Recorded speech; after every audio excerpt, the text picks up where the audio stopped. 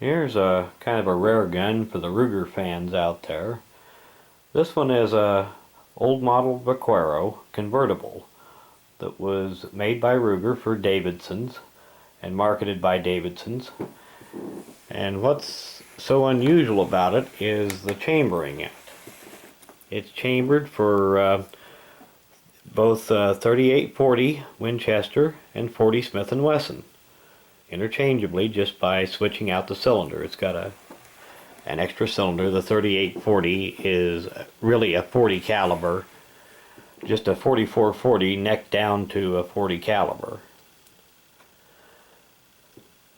And as far as I've been able to find out, these were made only about 15 or 1600 of these were made. Just a few years ago, like 2004, 2005, in that range. I bought this one new, but somehow or another I failed to, when I wrote down the model and the serial number and all that in my little record book, I didn't write down the date that I bought it. Now currently it's got, of the 15 or 1600 of these were made, some were made with 4 5/8 inch barrels, and some with 5.5 inch barrels, and roughly half and half. And currently it's got the 40 Smith & Wesson cylinder in it, and it works just like a standard Ruger Vaquero. It's not like a Colt. You open the cylinder gate, loading gate, and the cylinder will turn freely. On the old Colts you had to put it on half cock to do that. And to change the cylinder out for the other caliber is very simple. You just open the loading gate, and here's your cylinder pin retaining button. Pull that, or push that in, and pull the pin out. The cylinder will drop right out.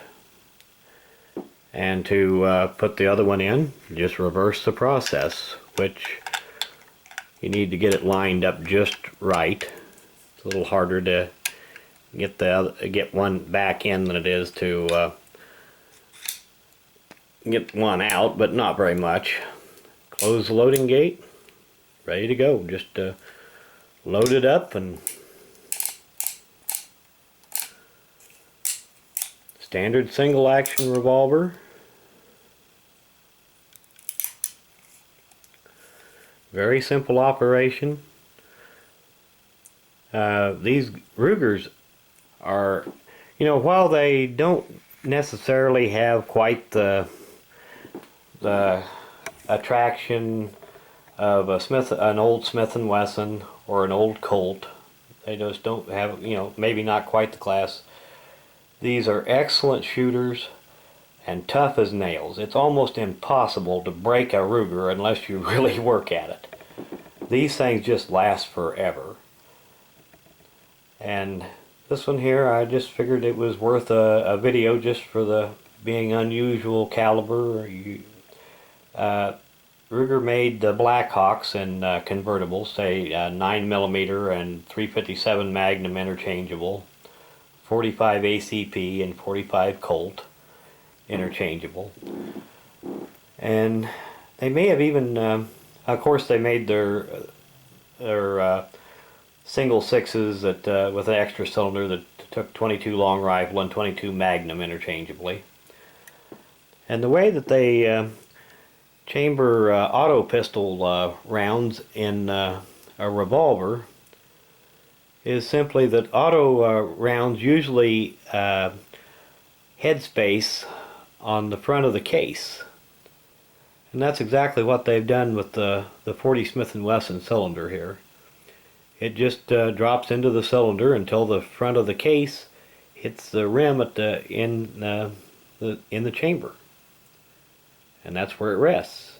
And of course it unlike a double action revolver, it doesn't have a star there a star ejector to eject all the cartridges. It just ejects standard single action style. Well, for people that may not be familiar with single actions here, I'll just demonstrate that. You would just line up a chamber with the ejector here and just push the cartridge out. And once assuming that it was in there tight enough that it wouldn't drop out, they usually just drop right out. The Ruger has done an excellent job on the machining of this gun, and unless you was to fire very hot loads in it, you could probably just open the loading gate, upend it, and the cartridge will fall out as they line up with the loading gate as you turn the cylinder. But Rugers make very fine guns, and this one here is just one that's kind of out of the ordinary. And I think that their idea for this one was probably to appeal to the cowboy action shooters. They like to go in for, or at least a lot of them like to go in for the authentic cowboy calibers, which 38-40 was a common caliber in both lever action rifles and revolvers back in the late 1800s. But 38-40 is not real common today, and it is expensive ammunition. And even if and it is kind of a pain to reload because it has a fairly thin bottleneck case wall. So I think they had the idea that they'd offer it with a 40 Smith & Wesson cylinder to make it more practical to take it out and just shoot it for practice or fun. And 40 Smith & Wesson ammunition is just about as cheap as 38 Special anymore. It's so common that so many people use it. And I suppose that was their reasoning behind all of this. And I guess I've rambled on long enough. Sometime when I take this gun out to shoot, if the weather's decent, I'll take the camera along and get a little footage of it being fired. And I guess I should tack something on the end of this video. I neglected to put out any cartridges for the little Vaquero. This here is, the top is 38-40 ammunition, and bottom is 40 Smith & Wesson. And most people that do any shooting are familiar with the 40 Smith & Wesson. But I just thought that since I did the video, I should include some of the cartridges that the gun takes. And the 38-40 was simply a 44-40 Winchester neck down to 40 caliber. Originally the designation stood for, it was a 40 caliber and used 38 grains of black powder.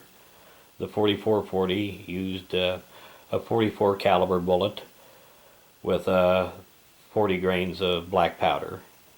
And of course when they switched to smokeless powder, the designation, the name of the cartridge just stayed as it was.